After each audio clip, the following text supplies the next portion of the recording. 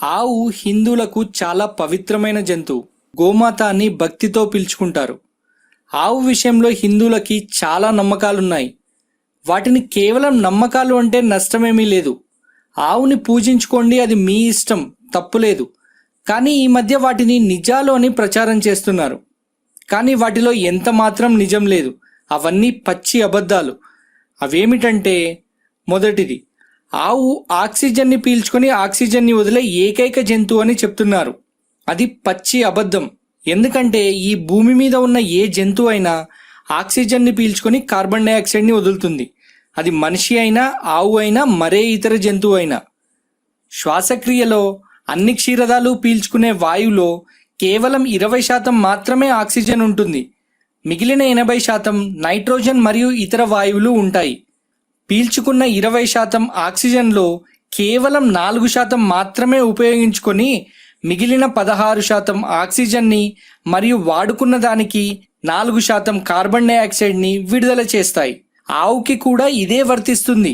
అంత మాత్రాన 100% ఆక్సిజన్ని తీసుకొని 80% విడుదల చేస్తుంది కదా అని చెప్పి ఆక్సిజన్ని తీసుకొని ఆక్సిజన్ని వదులుతున్న ఏకైక జంతువు అని అనలేం కదా.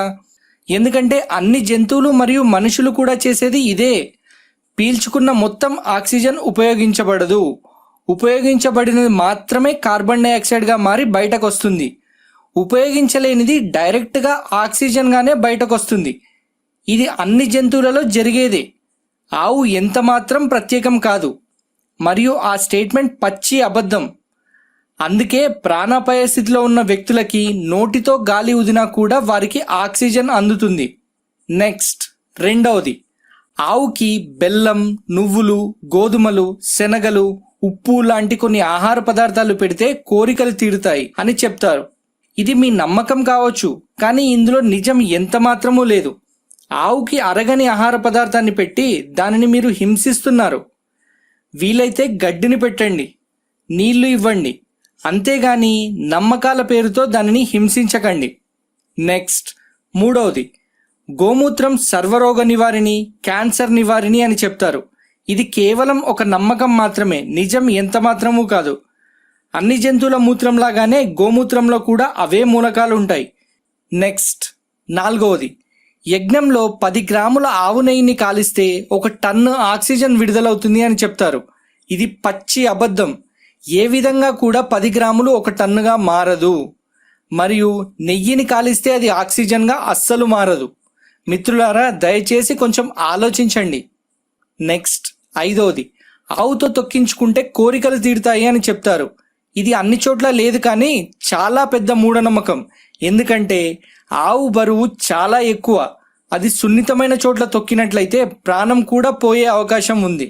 చివరగా, ఆవు చాలా అద్భుతమైన జంతువు. దానివల్ల మనకు చాలా లాభాలున్నాయి. ఆవు పాలను మనం చాలా రకాలుగా ఉపయోగించవచ్చు. మరియు ఆవు మూత్రం, పేడను ఎరువుగా వాడుకోవచ్చు. పిడకలను వంట చెరుకుగా ఉపయోగించవచ్చు. కానీ ఈ మధ్య ఆవు పేరుతో మూఢత్వం చాలా పెరిగిపోయింది.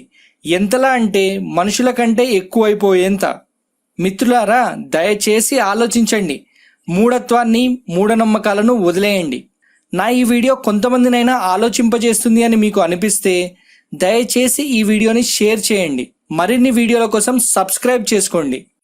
మా వీడియో మీకు నచ్చినట్టయితే లైక్ చేయండి, షేర్ చేయండి, కామెంట్ చేయండి, సబ్స్క్రైబ్ చేయండి. మళ్ళీ నెక్స్ట్ వీడియోలో కలుద్దాం. Thanks for watching.